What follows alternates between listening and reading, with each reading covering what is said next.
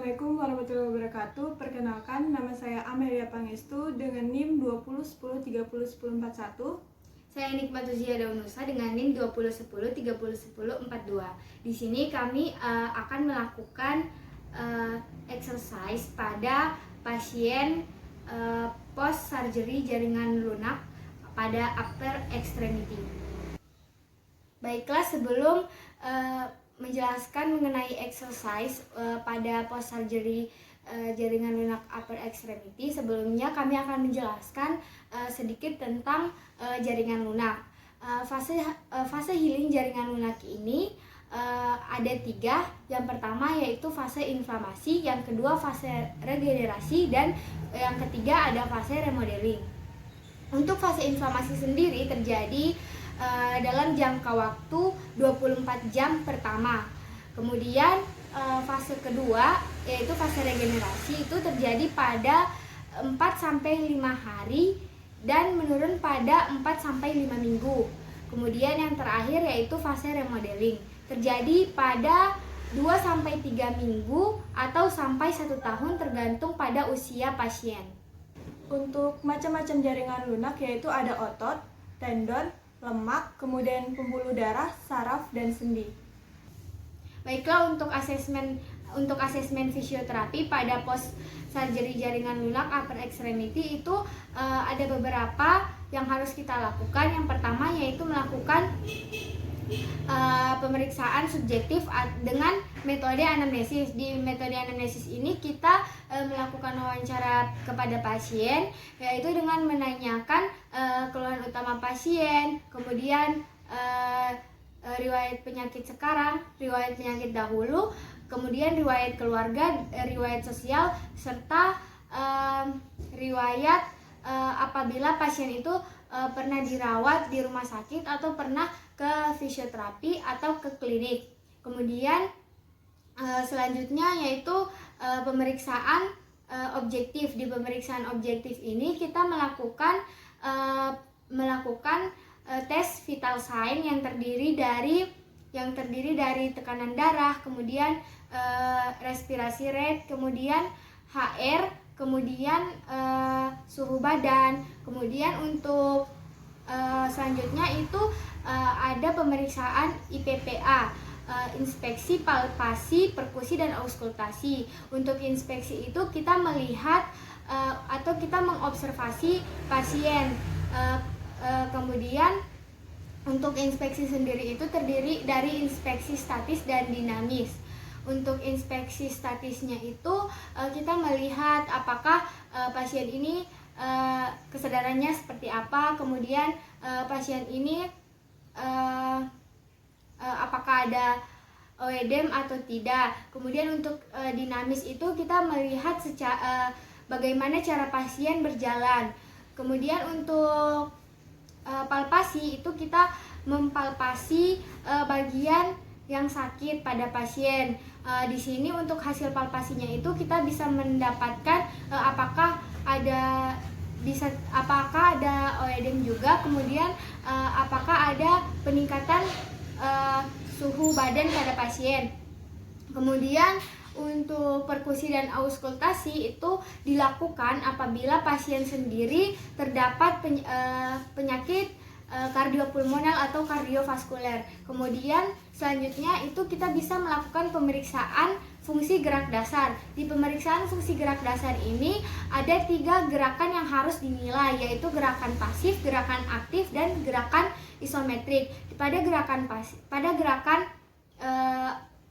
pasif itu kita bisa mengetahui and feel dari pasien itu sendiri. Kemudian untuk gerakan aktif itu kita bisa mengetahui ROM pasien, dan kita bisa mengetahui apakah dengan menggerakkan itu pasien nyeri atau tidak. Dan untuk pemeriksaan isometrik itu kita bisa mendapatkan nilai dari kekuatan otot pasien. Selanjutnya yaitu diagnosa. Nah, di diagnosa ini diagnosa fisioterapi itu ada 3, yaitu impairment. Impairment sendiri terdiri dari body structure dan body function. body structure sendiri yaitu bagian tubuh yang sakit, seperti misalnya bagian shoulder, kemudian bagian sendi shoulder, kemudian body functionnya itu yaitu keluhan-keluhan yang ada di pasien sendiri, atau masalah yang ada di pasien sendiri. Misalnya ada penurunan kekuatan otot, ada kelemahan otot, ada nyeri, dan lain-lain. Nah, selanjutnya yang kedua itu ada functional limitation. Di functional limitation ini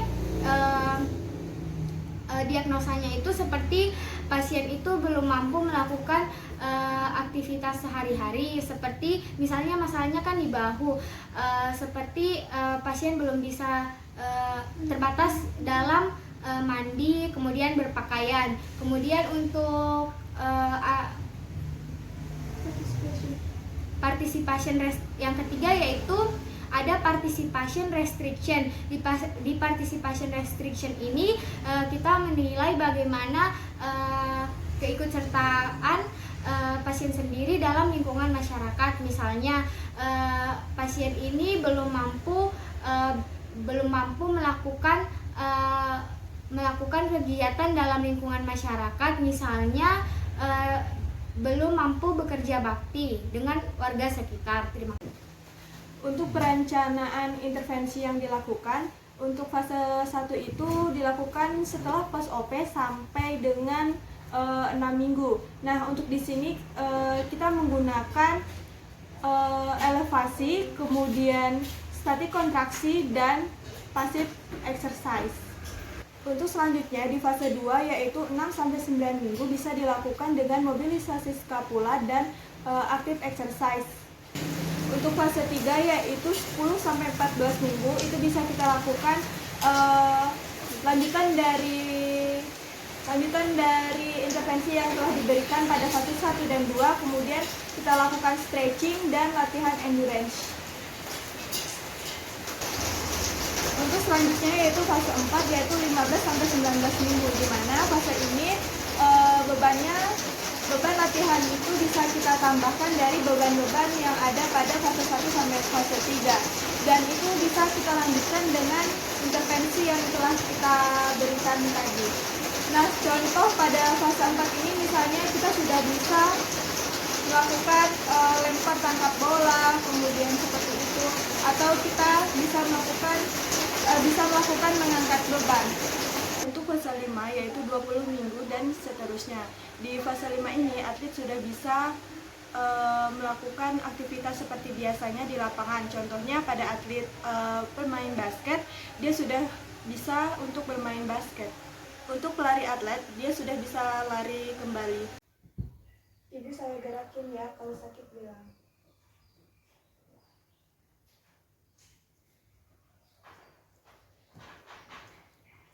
Nah, untuk sekarang Ibu tekan tangan saya ke bawah ya, Bu. Tekan. Oke, relax. Ibu saya gerakin tangannya Ibu ya. Kalau sakit bilang.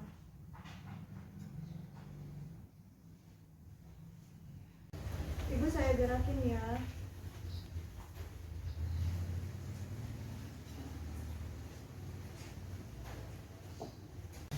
Baik Ibu, di sini saya ada kain bisa Ibu pegang. Kemudian lutut Ibu bisa ditekuk. Ya. Nah, di sini tangan Ibu harus lurus seperti ini ya. Kemudian Ibu bisa mengangkatnya. Nah, jika sakit bisa diturunkan Bu, jangan dipaksa. Bisa diulangi. Ya. Bagus. Ya, Bu, cukup.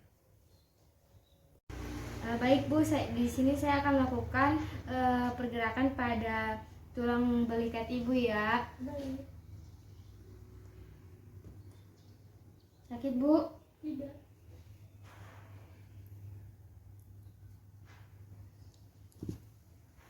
Ibu bisa gerakan ikutin seperti saya ya Ibu. Gerakan bahu Ibu ke atas seperti ini. Oke, tahan 1, 2, 3, 4, 5, 6, 7, 8. Relax. Kemudian gerakan ke depan lagi seperti ini. 1, 2, 3, 4, 5, 6, 7, 8, relax. Kemudian ke belakang. 1, 2, 3, 4, 5, 6, 7, 8, relax. Ibu, untuk gerakan selanjutnya, Ibu bisa mengikuti gerakan yang saya lakukan ya Ibu, seperti ini. Oke, ditahan. 1, 2, 3, 4, 5, 6, 7, 8, relax. Ayo. Ibu, untuk selanjutnya Ibu bisa melakukan gerakan push up ya Ibu. Bisa dilakukan.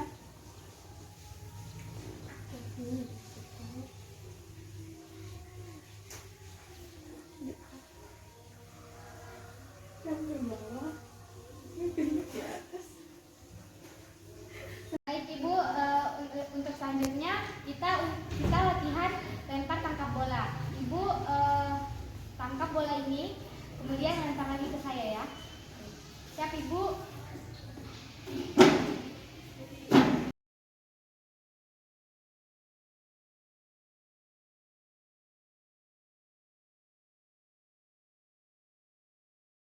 Sekian dari kami, lebih dan kurangnya kami mohon maaf. Wassalamualaikum warahmatullahi wabarakatuh.